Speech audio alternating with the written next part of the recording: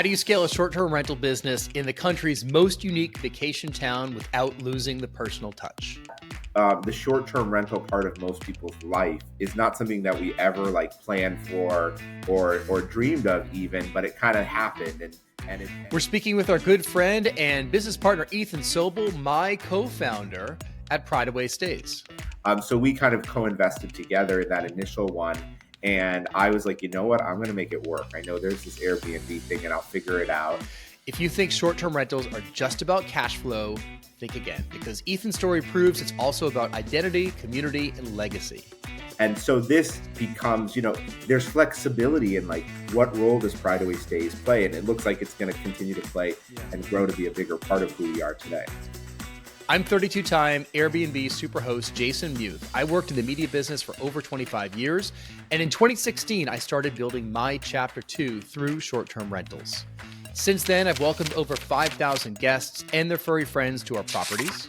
And now, we're here to show you how to create a smart stay. Here's our chat with Ethan. All right, so I'm finding it hard to believe that we're, 250 or 60 episodes into this podcast, Rory, and we've never had Ethan Sobel on the podcast. How is this possible? I don't know. It's almost irresponsible. I mean, I think you're a little too humble and you don't want to promote everything that you've been up to, Jason. So maybe that's why you haven't invited Ethan on until just now. Well, that's kind for you to say, but let's welcome our guest. This is Ethan Sobel. He's actually a good friend of ours. We've known you for well over a decade at this point. Long time. Ethan, welcome to Smart Stay Show. Thank you. It's good to be here. I know I see so many of your podcast episodes and I'm like, well, now I get to be here, so it's going to be so fun today. I just don't get why we haven't invited him until now. I mean, Ethan has run short-term rentals for many years as his side gig alongside being an esteemed colleague in higher education, which we could talk about really quickly. But, recently, Ethan and I are business partners with Prideaway Stays. So we talk about Prideaway Stays a lot on this podcast. We're recording this in 2025. We launched the business just about a year and a half ago. We'll talk about the origin story of that and everything, kind of how that all came together. But yeah, I mean, we talk all the time about business. We've talked about short-term rentals for many, many years, and we've never had you on the show. So here we go. Yeah. Now it's going to be fun. Okay, here we go. All right, Ethan, give us your quick background as into your experience in short-term rentals and anything else that you do in your life, and just to kind of introduce you to the audience. Yeah, so thanks for having me. It's great to be with you guys versus being on the softball field, which is, of course, where we originally met as friends.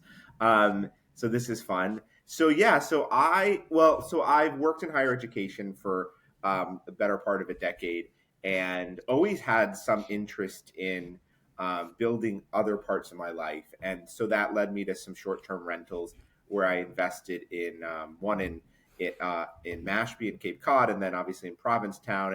And I think that led to a lot of possibility and interest of my own. And then Jason, I think you and Rory were the ones that I knew that were also kind of playing in this area. And so we always started talking and, exchanging ideas. And well, let's be real, mostly when there was an issue, I was like, what do you do when this happens? Or, how does this come up in your life? And obviously, I think that led to Prideaway Stays. But it's so interesting that the short-term rental part of most people's life is not something that we ever planned for or dreamed of even, but it kind of happened and it becomes a major part of our life. It becomes our jobs, it becomes our business, it becomes our community. And I really have loved that.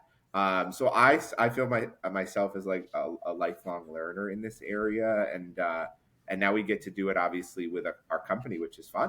Mm-hmm. Yeah. Well, it really has turned into my life and my friends and my network and everything. I mean, just me personally, it's been 3 years since I really worked for anyone else. And since that point, I made the transition into this world head first. It was this thing that I was doing on the side, just like you. And as you said, we don't really set down this pathway. It seems to find us. It sounds so cliche, but right. Rory, I'm never going to forget when we bought our first short-term rental property, which we still own to this day. It was 8 years ago or whatever it is at this point. I was like, oh, I've heard of this Airbnb thing. And your mother was doing it before us, of all people, right? When she had a property next door that she was renting. Right. I mean, real estate investing was always on our radar. It's something that we probably analyzed to the death over years without actually jumping into the arena. But I think watching my own parents do it down the street from ultimately where we did it gave us a little bit more incentive or just encouragement, saying that this is going to be okay. Mm-hmm. And Ethan, I think you had some kind of family motivation too, at least for the very first Airbnb. Yeah. Is that right? Yeah, that's right. So it was kind of like a dream always of my mother and I to have a family place on Cape Cod. And, there's obviously like emotional reasons for that. But so we kind of co-invested together in that initial one. And I was like, you know what? I'm going to make it work. I know there's this Airbnb thing and I'll figure it out. And I think she thought I was kind of nuts, at the time. But we knew, we'd somehow rent it and we'd make, generate some income to cover the costs, and that we would have this beautiful place to be at times. And obviously you jump into the sandbox, you're like, whoa, this sandbox is much bigger than I ever thought it was. And that led to so many more things. But I found, even Rory, that people in the community where my Mashpee condo is, like, they're like, whoa, how do you do this? Like, I see you renting, and can you teach me? And that obviously, I think, led to Prideaway Stays too, which we could talk about in a couple minutes. Is like, there were questions coming all the time to people who were doing this, that you had some acumen that nobody else had. Now, maybe we had like a little bit of that, but I think we were also figuring it out, right? I mean, the questions are nonstop. Like, once Yeah. people realize you're doing this, and it was always a dream of yours and your mother's to have this place on the Cape. I think that it is frequently the dream of people to have a second home or have an investment that they're proud of, that they could point to, they could tell people about, they could use it. The ultimate like goal for many people is to enjoy their life. All right. If you kind of Yeah. work toward that, it could be have a fulfilling career, to then be able to enjoy your life during their career and then afterward. And then sometimes people don't want to have the career anymore, so they want to just enjoy their life. Some people love working until they're 85 years old, but other people kind of work toward that. And the real estate is one component of that in yours and your mother's life. I mean, I think that you probably thought about it as just a something to be super proud of, right? The Yeah. fact that you two have this property. We had the same thing. Like, when we got our first second home, it almost felt indulgent. It was like, oh, you got a second home? Like, I used to listen to people that would talk about their second homes, and I was just like, who are these like freaking rich people? Right. But then you do it, and I mean, unlike you with your mother, I was afraid to tell my father when we bought that one. I'll never forget that we went under agreement on this property when I was at my parents' house, which is my childhood house, which they still live in to this day. And I was like, how am I going to tell him that I'm taking on this extra mortgage of $691? He's going to flip out. Not flip Yeah. out, but like, it's just his brain thinks differently. It's like, how much does it cost? And at the time, I was like, I don't know. We'll figure it out. Like, I didn't know how to do that. And now it just seems so juvenile and trivial. Like, it's Now, almost I'll comical. say I was more persistent maybe with my mother, because I wanted to make the case, to ourselves, and I did the whole Excel and let me show you how I'm going to cover the costs, and I had it in my mind of, okay, this is how much income I'm willing to invest in this, to really get it going. And year one or year two might be hard, but so I really was down to the numbers, and I think that not only helped, it mostly helped me believe that it was possible. So I love that you kind of did it more free Yeah. will, but there are multiple ways to do it. That is super interesting that you did bring out the spreadsheets, and like, one would think that I would do that too, given my Right. crazy spreadsheets that I've had for just decades in my career and now in the business that we have. Like, almost not trusting dashboards. Be like, I could do this better. I have my own spreadsheet to do this. Like, let me show you the spreadsheets. I always show you the spreadsheets, right? Yeah, you do. That's and great. and like, I didn't do that with the property. I just didn't underwrite it that way for some reason. I went a little bit more with gut, and it worked out really well. So there's not one way to do it. There's multiple ways you could do it. I'm not saying don't analyze a property, but also don't overanalyze properties. Eventually you just kind of have to like take that leap, which is Yeah, I think that's right. I mean, I think the undertone here that our listeners should just think about is, there has to be an emotional desire, an emotional pull to it, to get started in this industry, and wherever it is, right? Like, be connected to the place you're going, be connected to the people that might be in that community or the project that you're doing. And I think all three of our stories connect to that being a motivator. There's so many books written about like how that internal motivation is really what drives success, and I think that's true here. You know what's interesting is that, like, we've known each other, in these sports leagues, right? Like, we play flag football together. I've thrown many penalties at you. We've been opponents. Hmm. We've been teammates. We played softball together for many, many years. And, in that world, sometimes you talk about professional stuff and sometimes you don't. Sometimes you're playing alongside a brilliant Rhodes Scholar. Sometimes you're playing alongside someone that's like, dumb as a box of rocks, but they're friendly.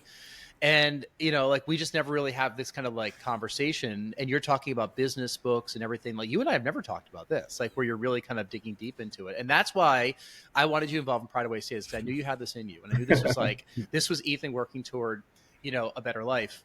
Let me just mention the Provincetown place that you purchased. Can I just, I'm going Yeah. to admit to something. I know that Rory worked with you on it somehow. I don't know exactly what your Yes. relationship Well, was. I can disclose Rory was our attorney, so he helped with Okay. all the legal matters regarding it. And I can disclose that I don't know all this stuff because Rory never tells me who he's working with from a legal perspective because of attorney-client privilege. Thank you. But somehow we started talking about the property and the numbers and how it came together. I'd like to hear about that story as well, because frankly, when you were buying this place, I was like, oh my God, how much is he paying for this thing? Like, Right.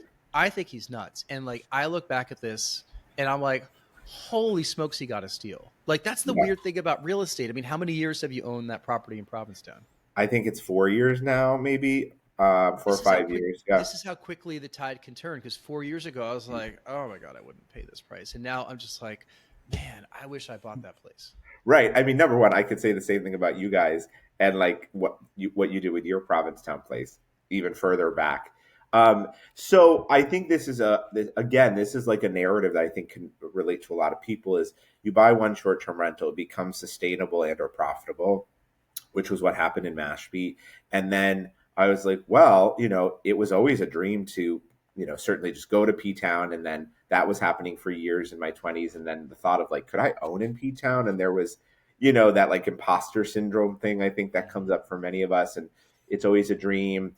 If you're in the queer community, to own in Provincetown and to feel established there and to be part of that community. And that was true. And then I had a good friend who was like, yeah, like I've always had that dream too. And I was like, well, I could make this more sustainable if I did this with this person. And it was kind of a similar model to what I did in Mashpee. So we ended up kind of just like searching, and we had some leads based on some other things that happened in nearby with other friends' units. And we were like, wait, we could like be near our friends, and this might work, and this is like the perfect place. And we actually put an offer in that was below asking, and we really were like thought we were going to get it, and we had built ourselves up. I did the spreadsheet and all that, and then we lost it, and we were like so depressed because it was just like the perfect experience and place, and we're like, oh my God.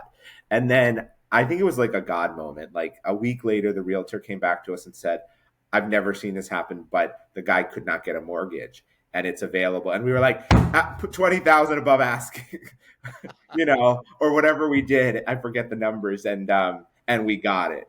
And we would have gone like even further, I think, at that point because of the emotional draw and the possibilities. And then we landed that place, and that was again a couple of years ago. And at that point, you and I certainly had started talking, but I had more acumen about how was I going to do this. And I knew it was going to be a success. It just was a matter of time and how long it would take. And in those early years, we certainly learned a lot about, the intricacies of P-Town and how that differs in the marketplace. But we also were lucky. We got some long-term renters that really helped with cash flow and things like that. And the rest is kind of history. So we do look back on it now of like, wow, that was a steal price wise. We've certainly made it work rental wise, but also we think about the fact that now it's actually a place we can utilize sometimes and create lifelong memories. And so I feel like all of my dreams in some way are coming to life, even though I never thought that was possible, a couple of years ago. I think, a lot of the people we speak to and work with in the space, especially people who are, who have a lot of short-term rentals, they think about this purely as an investment. What's the cash flow? What's my return on investment? What's my return on equity? But in truth, a lot of these short-term rentals satisfy a lot different goals that people have. Mm-hmm. And one of them might be just to get into the market, to have a place of your own.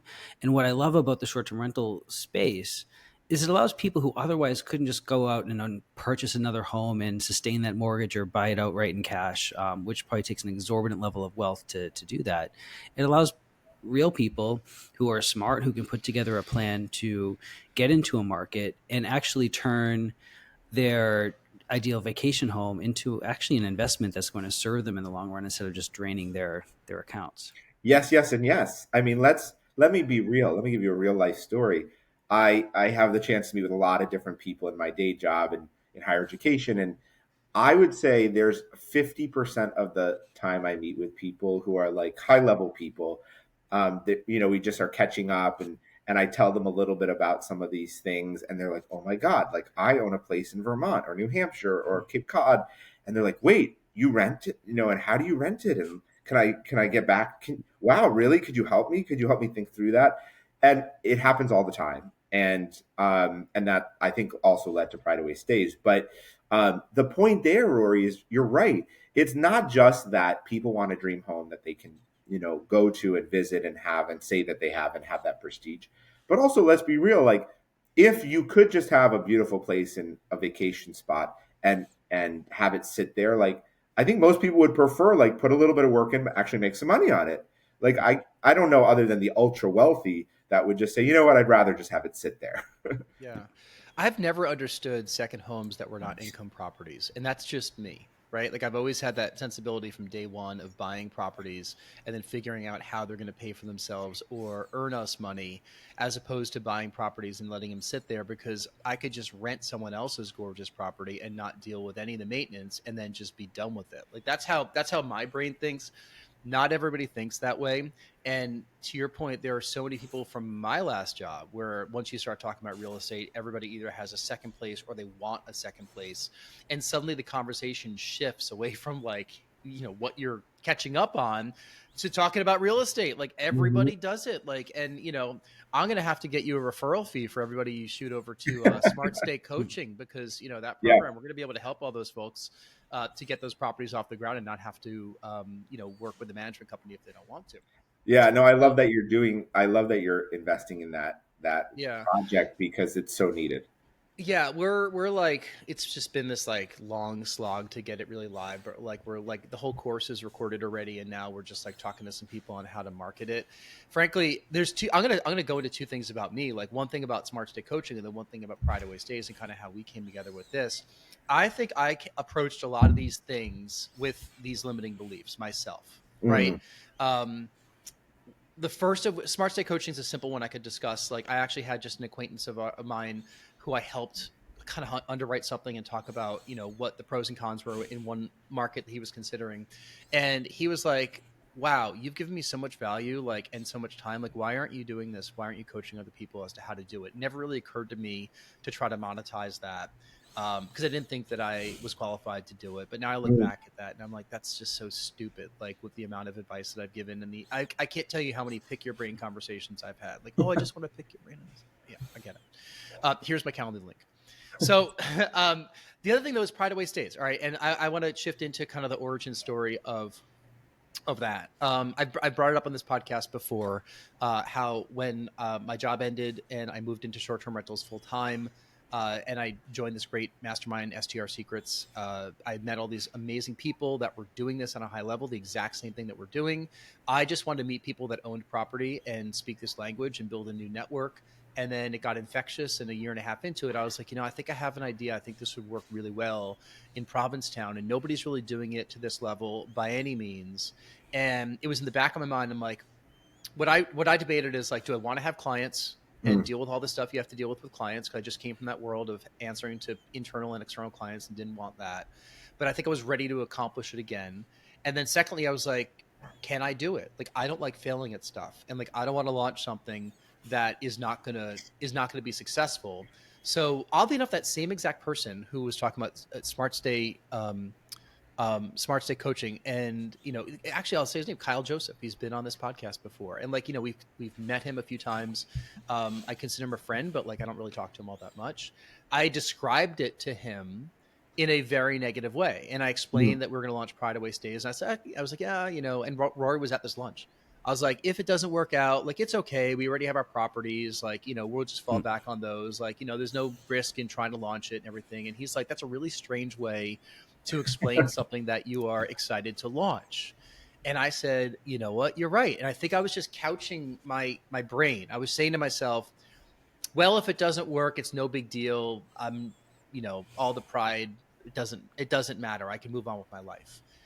So Rory and I talked about this a lot. And I was like, if I do this, I don't want to do it alone. And I was like, I think Ethan would be a great business partner. So I remember pitching the idea to you. I said, Ethan, I have an idea I want to run by you. And here's what it is. And we had a phone conversation. And I kind of explained the terms that I was thinking. And you sat on it over the weekend and talked to some folks in your inner circle. And I was fully thinking you wouldn't want to do it. Because, of course, I unsold it in my head. I was like, hey, he's not going to do this thing. Right. You call me back next week and you're like, I'm in. And I'm like, oh, crap. Now we got to do this thing. Right. Now we got to do it. Right. Now we got to do it. Right. What, well, we don't have to talk too much about the terms of the relationship, but like, what were some of the reasons why you thought this also was a good idea? Okay. Yeah. It's a great story, I think, to how that happened. And I think it's true that you never know like what other roles people in your life can play. First, it felt like emotionally like, wow, like Jason thinks of me in this way. That's cool. We've known each other in different ways most of our life. Most of my considerations were like, okay, obviously I have like a career and a day job, and that's important to me. And would those worlds intersect? And they really don't. I think some considerations were, would we be successful at it? And what were the costs of not being successful? And I think I assessed like you, like the costs are pretty low. I mean, both literally, but also emotionally, the costs were low. And then the more I thought about it, the more I was like, there's just no way this is not going to be successful. We get hit up all the time for questions. There's nobody doing this in an organic, certainly gay-owned way like we've done it in Provincetown. Just the numbers showed that there was potentially so much demand. And I also think you think about your hourly rate, and I think all of those things combined, I thought it was going to be a good situation. And then finally, and that was kind of like my cousin actually who advised me on that. And I was like, no, I think this could be a very good hourly rate, was the book Good to Great, which is the best business book I ever have read. So I recommend it. But the first tenet he says about companies who are great versus just good is getting the right people on the bus and getting the wrong people off the bus. Now, we didn't have the latter problem, but I did feel like this team would be the right people on the bus, and we would figure it out. And then that leads to, his concept about the flywheel and momentum. And I think that's where we are today, is we have a spinning flywheel right now, which is exciting. And we didn't know if it could happen or what would happen. But I think, we'll talk more about, where we've gone since the inception. But I think that was the initial belief, and to be proud of what we were doing, to be gay owned, to be in a community that we cared about, to be able to give back, which is a big tenet of Prideaway Stays, and all of those things. And I'm super proud of us because we've made it come to life. Yeah. You're talking about the spinning flywheel, but I kind of want to underscore something for anybody who's listening who might be thinking about starting a business of their own. It took a while before you actually saw any real revenue coming through the business. It may not have been a business that required a ton of upfront capital, but it took the first year was just kind of finding your bearings. You had successes, but it didn't necessarily translate into a large windfall. And then the nature of your business is also quite seasonal, where in the wintertime, you're not exactly making a ton of money co-hosting in Provincetown. How did you maintain that patience and that optimism during that period of time, knowing that in believing that there would be a payout in the future? I mean, I feel like Jason, you should answer this first, and then I can answer it. Yeah. Not to go too deep into the details of how we have the business structured, but basically we agreed that the initial investments would get paid back first before we took money out of the business. And in our first year, we were able to pay ourselves back with any capital that we put into the business. So then there was money left over. There wasn't a ton of money left over because last year, for the most part, we had 4 clients and then kind of a 5th during the summertime, and we launched right before the summer. So we were basically just building the momentum of getting reviews, learning about the properties. How are people perceiving these properties, building them up to guest favorite status. And, we weren't able to charge the top rates we wanted to charge last year because it takes a good 12, 18 months before you're really up at the rates that you can be, where you have the reviews to prove that you're a good property. So then you could command those rates. We didn't have any reviews, and we were just getting rates based on what we thought we could get in the market. And we were being smart with it. But so anyway, that first year was a matter of paying ourselves back, proving the concept, like getting the business stable, meaning like pay our insurance, pay our bank fees, pay our people, pay all these different things. And then at the end of the day, there was a little bit of money left over. And we were like, we met in December. We're like, here's your share. Here's my share. Look, it's not that much, but now we have a business that is running itself. And then we hit Q1, which is terribly slow in Provincetown. Painfully slow. I think that in Q1, I think that the money we brought in for the entire quarter is equivalent to what one of our properties is going to do this month. That's just the perspective. I mean, like, we perceive it to be 2% of overall revenue for the year. It's that slow. So then we kind of got through like a really, really slow first quarter. We carried a lot of negative balances from our owners, because we charge monthly fees and there's expenses involved. And we actually carried that, which we're probably not going to do next year. But we carried the negative balances just to kind of get everybody through and not be asking for money from the owners. And now we're entering the super busy period where, money is coming in. There will be money left over for us to take a withdrawal after this quarter. We've agreed to analyze the business every quarter, and take a look at what our accounts look like, and then be able to pull money out of the business each quarter. And we're at that point now. I mean, like, we have 22 clients, 20 of which are live, 2 are going live as we record this. A bunch of them just launched over the past couple of months, similar to last year. So they're not even up at that cruising altitude yet. They're on the upswing where we're getting bookings, but there's still no reviews yet. All the properties that we had last year that are live this year, every one of them has a much higher average daily rate than last year, which I'm super proud of, because it proves the point that it takes a good full season to really get up to that point, and then you could really start charging that money. But yeah, I was, one concern I had was I didn't want you to feel disengaged from the business, because I'm really in it day to day. But we can't run it without you. I mean, and I'll explain why on this podcast, but I didn't want you to feel disengaged if you weren't pulling money out of the business immediately. And I appreciate the patience that you saw, and we wanted to have a nominal withdrawal in December, just to show something. Right. This is going to be like the year where we're like, oh wow, that worked. Yeah, right. This can definitely benefit our bottom lines personally. Yeah, I mean, I think it's a really good question and great recap there.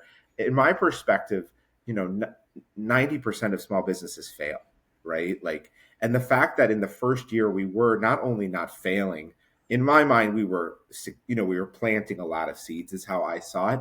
I immediately, in that moment, was like, okay, you know what, our beliefs were actually going to come true. It was just a matter of time and how that would come true. And I also saw how much we both cared about it and were putting into it. So I think anybody who's starting a small business has to know just like statistics, right? Like, small businesses fail. If you're in the black, the first year, which we were more than that, we were even a little bit of a surplus, like, is a really good sign. Okay. So like, let's just take that, absorb that, and be happy about that. And then that information led to, I mean, as Jason just said, more than 5x growth. So that's a very good sign. Within a year, we could see that was happening, by the way. And so that gave me more confidence. And I think, both of us are doing other things in our life, both to generate income, but also to grow our professions and such. And so this becomes, there's flexibility in like, what role does Prideaway Stays play? And it looks like it's going to continue to play and grow to be a bigger part of who we are today. I think, one thing that the two of us did, like, by bringing you into the business, we combined our resources and relationships. And there are some relationships that you brought that I would have never found and would have never gotten to where we are now without those relationships. And that unto itself was worth every, Mhm. percentage point that you own of the business. But, to your credit, you, I spend 90% of my time on this, something that really hasn't generated a ton of money for us, because the other stuff we have going on, our properties that we own, like, I'm not going to say that they run themselves. They don't. There's a lot of stuff we have to do with those properties as well. But like, that's where the lion's share of our personal income is coming in right now. And I knew that was the case. And we're great. Just like you have another job, it's hard to just quit your job and then suddenly Right. launch this business and be earning money on day one. It does take a while, but like, I'm looking to diversify my revenue streams, just like you're looking to do, where like at the end of next year, I'd love to see, 50% of my revenue from the properties that we own, and, 25% from Prideaway, and 25% from Smart Stay Coaching. And that it gives a better complexion of how our money's coming in. But, what I was trying to get at earlier with bringing these relationships here, you, to your credit, keep asking, what can you do? Like, what can you do? How can I help? How can I help the business? You've identified the fact that I'm a limiting factor in the business, because like, if, if the ship goes down and I'm on it, well, now what do we do? So I appreciated that. And I didn't want to burden you too much with the day to day, because I had the time for the day to day and you didn't. But I think we smartly involved you in all of our systems. So that is another thing that I think that we did. If you're listening to this saying like, why do we need a co-founder? So Ethan knows all of our systems now too. Right. And to the point that Rory and I are taking a trip for a couple weeks this summer, probably when this comes out, and Ethan is going to be me. He is in charge, right? So our virtual assistants will go to Ethan for everything. He's going to deal with all the stuff that he doesn't have to deal with on a day-to-day basis that I see. God bless you for that period of time. I think it's going to be a little eye-opening at times. But, we involved you in Price Labs. We involved you in Hospitable. We involved you in Breezeway. We involved you in all of these systems that we have. And we did this 6-8 months ago. So it's not like I'm just saying, here's all the logins, good luck. Like, you're now in it. Like, you're Yeah. in this Yeah. business, even though you're not in it every day, you know all the systems as well. And that's like a good fail-safe backup for us, I feel. Yeah, I mean, I think that's true. And let's be real, you're the wizard behind the curtain in many of these respects. And Rory's legal expertise, matters a lot to us. So those things are certainly true. So listeners, right? But I do think that co-founding with support of people who have, various diverse and different acumen is important, and who can play different roles, who can be, looking on the outside, looking in, and saying, hey, this is what I'm seeing and this is what I think, and I have a different perspective than you might. And I think I love when you gave us, because you kind of made up our titles, and I love that, because I think that was kind of true to what we were doing: customer experience and business development. And I think a lot of my, efforts and time and interest was, okay, like, I don't mind doing the outreach. I don't mind doing cold outreach. I don't mind, talking to people who we've never met, and selling. I don't mind those things. And also, I do think the relationships matter for the business at large. Some of them, I had, whether they were runners or cleaners or fixers. But also, part of what I think we've built is like a community of the business. It's like, it is a business, but it's a community of people now. I mean, we just, I pushed on this, but like, we're sending all our owners swag for Prideaway Stays, because we want to be proud of the brand, and we want people walking around Provincetown saying, hey, who is that? What is that? I want to learn more. It's obviously like a great logo for P-Town and such. But I think that's where we're building. And I also think that message resonates with owners and potential clients, is like, we're not, we're not a national company. We're not looking to, scale, 7x from today to tomorrow. We actually really want to care and do a good job. And I think you and I care about that. And I think it's showing in our product of what we're doing on the ground. Yeah, what's differentiating is we've turned down opportunities in other cities on the Mm-hmm. Cape and elsewhere when people ask, and we say we don't do it. We just do this one zip code, and that's kind of where we're focused right now. Even folks in short-term rental secrets mastermind, like when I describe what we've done, they're like, we love the fact that you have really zoned in on one specific thing. instead of being the everything to everybody. So then you're nothing to everybody, right? Like, oh, I'll take co-hosting Right. clients anywhere in the country. Like, then you got to learn all these markets, and it's very, very difficult to do that. Let me ask you a couple questions about like our operations over the past year and change. Like, what are some like things that you learned that you didn't think you would have learned coming into it, like from dealing with owners or guests or having this many properties that were co-hosting or anything in It's a great town or question. legal? Yeah. It's a great question. I think the perception of what it takes to run a really successful short-term rental is not fully understood by most people out there. So I think that's something I learned, and that certainly benefits Prideaway Stays. But also, like most people are like, let me just get the 40-minute download from you, and then I'll go. And we're always like, by the way, we're like, yeah, we'll talk to you. And then after 40 minutes, they're like, oh my God, this is not 40 minutes. So I think that was we were providing a lot of value to people. I also think that you need a team. There's so many things that come up in the operation, and Jason, some of the key people we have, we just could not operate without them, and they both care about what the mission of what we're doing. They're great at what they do. They want high levels of service, and it matters to people. So having a great network and team that you can partner with when you're there in Provincetown, when you're not there, those sorts of things I think matter as well. Even in the client conversations, I've been particularly surprised at times how much detail some owners really want to know about how we're operating, and some are just like very trusting, which probably middle ground is the better approach for them if I were advising them. But some people really are like, okay, why is that day at that price, and why did you set this minimum and not that minimum? And so I think it's just opening our eyes to, okay, you have a lot of different owners, and we have to be very adaptive in how we serve people. So I would say those are probably the top three lessons that I've taken away so far. Mm-hmm. Yeah. I want to dig into that last point a little bit, because what the service that you're providing people is rooted in your expertise. So both of you have been doing short-term rentals on your own for years, and you've built up the systems that give people a good stay, that coordinate well with the different vendors out there, that allow you to command the highest revenue possible, and just to kind of keep the business going in a really competitive, professional way. And that's the service you're providing to the owners. How do you manage owners who, even though they're coming to you and they're hiring you for your systems, have their own thoughts and opinions and everything that would kind of undermine the systems that you've built? Like, how do you manage that and get them to understand that the reason why you choose certain devices, the reason why you have certain policies, the reason why you set certain pricing, is actually in their best interest?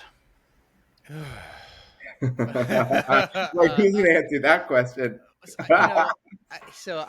Working in media sales for so long in the media business, like I think you move your style into the person with whom you're communicating, and you find them at that level.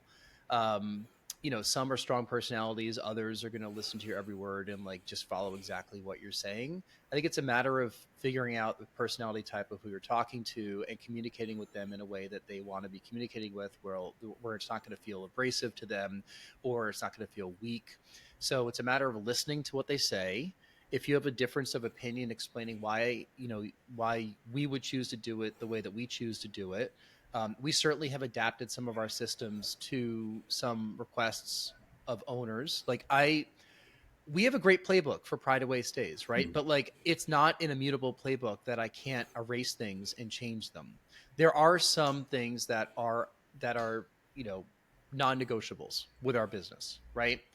But we make exceptions. Like, we will make exceptions. What I don't want to make too many exceptions for are things that are going to break our systems.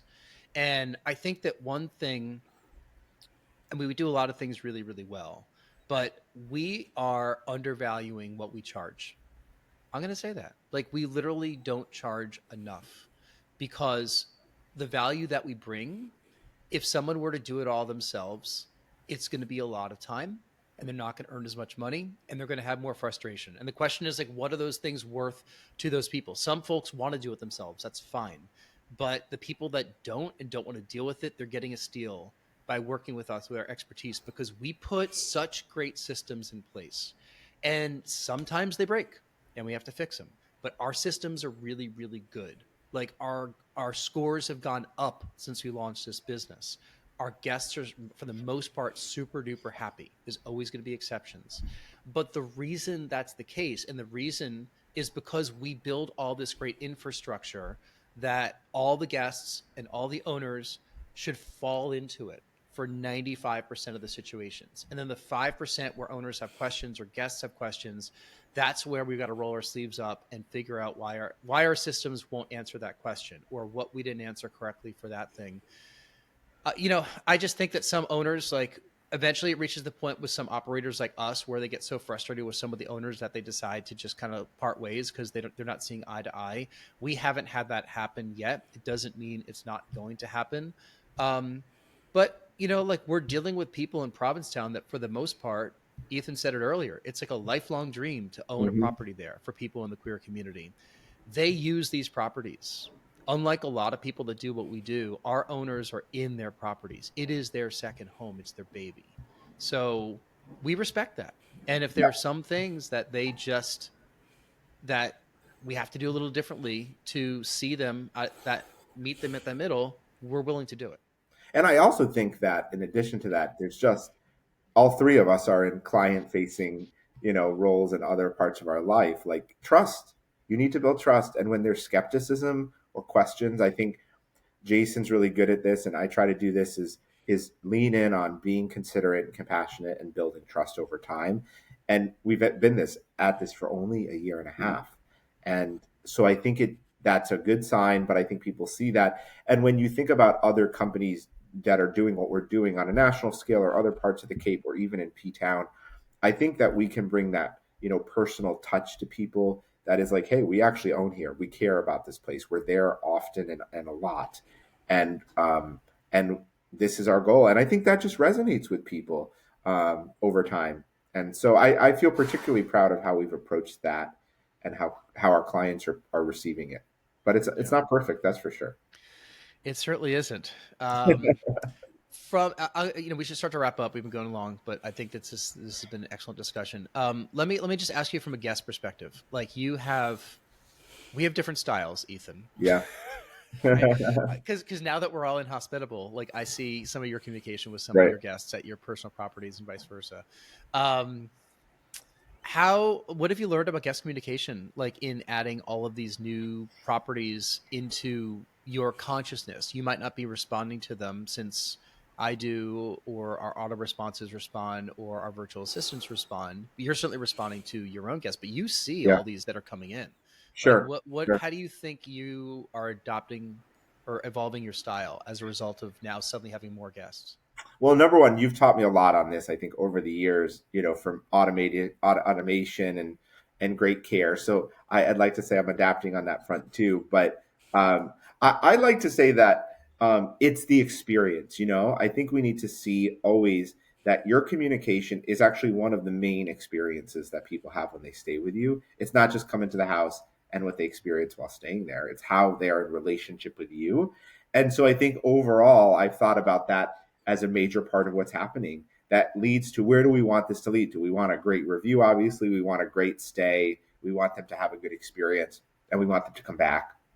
And now, in some of the things we're doing, want them to know about Prideaway Stays. So I think it also, I've noticed, depends a little bit. Like, Provincetown is a little bit different than Mashpee guests and what they expect, and the clientele and things like that. And you probably know that from your other properties and other locations. So I rely on some version of automation, some of the virtual responses as well. And then when I'm jumping in there, I'm trying to think about kind of what is their real need here. Often, and you probably don't see this, I pick up the phone and call people because I think that it calms, obviously a lot of the questions they have are like immediate emotional I need an answer. And so I call them, and I think that actually brings the level down usually when there's an issue, and there's always an issue, right? Even if you're the best host, there's an issue. So I've done that a lot too, and I think that helps. That is a great tip. Not people don't do that enough. I mean, we're in Yeah. a culture where we're all communicating via text or messenger. And yeah, there have been times I've called guests before or gotten phone calls from guests. I will say when I get a phone call from a guest, I'm like, why are you, Right. You're like, why are you calling me? why are Yeah. you calling me? Can't No, we just solve this like on the message? they're like for sure taken aback a little bit. And then I'm like, just, like, I want to make sure everything's okay. And then they hear your voice, and it's, it's like Yeah. Papa Bear calling them, be like, okay, calm down. Like, Right. yeah. Right. Wow. So you've learned so much, Ethan. I mean, I met you when you were like in your early 20s, and like Yeah. you've just evolved into like such a interesting professional, both in this real estate space and, in your professional educational space. And, I'm really fun to be partnered up with you. Like, I feel like it just adds a dimension to our friendship. And, I Totally. honestly think that this business has been a big part of my identity over the past couple years. And, I've almost evolved everything. Like whenever I do podcast interviews myself, or if I see people at conferences or anything, like this is what I'm known for now. Right. Like I'm known Right. for the Prideaway Stays, which is different. I'm not used to that. Right. So I'm starting to. No, it's been really cool to see you evolve your career and over time, and Rory too, and how much this matters to you. And I don't say this lightly. I think it brought a lot of pride to me that, you saw me as a potential business partner that you wanted. And I just think that can be really cool, the journeys you go on when you start businesses like this or otherwise, and how it can develop relationships and how you can develop. And certainly I think for both of us, Jason, it's like, well, what does the future look like, and what role does this play in our futures personally and professionally? And like, how privileged and awesome is that to even be able to think about it, at this point? Yeah. I'll admit really the thing that said to me, I think Ethan would be a good partner with this. And like, neither one of us is perfect, right? I mean, like Far you're from it. certainly not perfect on the sports field. Oh my God. Like, you should come watch some of his Neither games. are your referee calls. Oh, I don't want to hear it. I don't want to hear it. Mine are not perfect, but it's very deserved when you get flagged.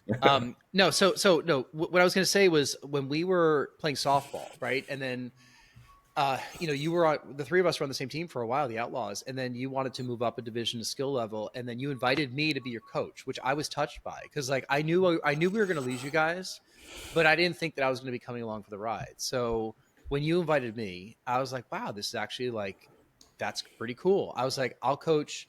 I don't want to recruit the team. Ethan's like, I got this. And like next thing you know, there's a team recruited. I don't know where he found everybody from, but he found all these people from all different walks of life. And we were the home wreckers. And we had a great run. Like we won division titles. We won championships. It was super fun. I coached 2 teams one year. I'm like switching jerseys, like, like I'm running over from one field to another. And Right. it was a lot for 2 years to do. I backed down from it. That was pre-daughter, right? It was pre-daughter. Yeah. I backed down from it. And then when COVID hit, there was no softball. And then when the league got back up and running, you reached out to us and you invited both Rory and I back on Rory onto the team and me back onto the team. And yeah, I was touched by that as well. And I was like, hey, he wants us back on the team. And then sure enough, another championship that Rory pitched. Oh right? my God, that was an epic. We have to call that very quickly. We were at a championship game, and we had a great intense game, and the other pitcher on the team just was having an off day, and Rory came in and threw. You correct me with the numbers. Like it was consecutive, just like outs, and took us to the championship, and everyone was like, amazed, and it was just like incredible. Let me add a little bit of color. Please, okay. yeah. Like, so we had it was a double elimination tournament, right? So like we won the winner's bracket, which meant that we made it all the way to the final game without having lost. So we were able to lose a game. And right. I think that I don't know if we did lose a game or I think we lost that first game. We might have lost the first game. So now it's for all the marbles, right? So our pitcher goes out there and he'd pitched every other game that year. And Rory was on a team as another pitcher. You probably pitched a third of the games during the year, but the other pitcher did most of the pitching. You hadn't played much in the playoffs. Maybe you got in a couple of the games, but we were down literally 12-0 in the first inning. He Right. just couldn't Yes. find the Sorry, I plate. didn't remember that. Yeah. Couldn't find the plate, and we're like, okay, let's have Rory come in. Let's just get out of this game. And no, this was not the if game. This was the game that we hadn't lost yet, right? So we're in the winners bracket. You're right. Yeah. And we're down 12-0, and we figured this is a lost game. Let's just get out of this game, relax a little bit, and then we'll have that final game right afterward. So Rory comes in to mop up literally in the first inning. Could not get out of the first inning. We're down 12-0. We won the game 13-12. Rory didn't give up a single run in 7 innings. Right. And we came back and won the game. I'd never seen anything like it before. I still to this day give grief to our friend Kevin, who was our opponent in that game. And one of the teammates, we don't have to say his name, he was the catcher. And afterward, when we were celebrating, we're at the bar, he's like, wait, Rory, you knew how to pitch? I didn't know that you were a pitcher. I mean, he's a little flighty guy. But Rory, is there anything you want to add to that story? Since we're talking about your performance in that game, which was literally nothing like I'd seen in 10 years of softball. Well, I mean, I guess after benching me all day, I was pretty well rested and ready to hop in. There's some feedback. There was That's a pretty awesome day. Yeah. Well, we all bring our own individual skills to softball and to the business. And I'm so proud of us and how we're growing and that we get to share this story with people. Yeah. Well, thank you for listening. If you made it this far into the podcast, Ethan, thanks for sharing your story. This has been long overdue to invite you on the Smart Stay show. I think that we're going to have you as a regular guest, and we'll talk about like operations and stuff. Like we'll have topics, right? It's not going to be just like us talking about our lives, but we'll have some specific topics like when we bring you back on the show. But let me just give a plug to Rory's business, str.legal. If you're looking for legal advice, especially in the short-term rental space, we'll link that up in the show notes. Prideaway Stays is our business. So if you go to prideawaystays.com, which will be in the show notes here, you can take a look at what we do, how we serve Provincetown, the charities that we serve, the owners that we serve, the properties that we have, and you can book a property if you want. So, we'd love to have you as a guest in Provincetown if you're ever in this part of the country. All right, Ethan, Rory, thank you. Thank you. Excellent discussion. Thank you for listening, and we'll see you at the next episode.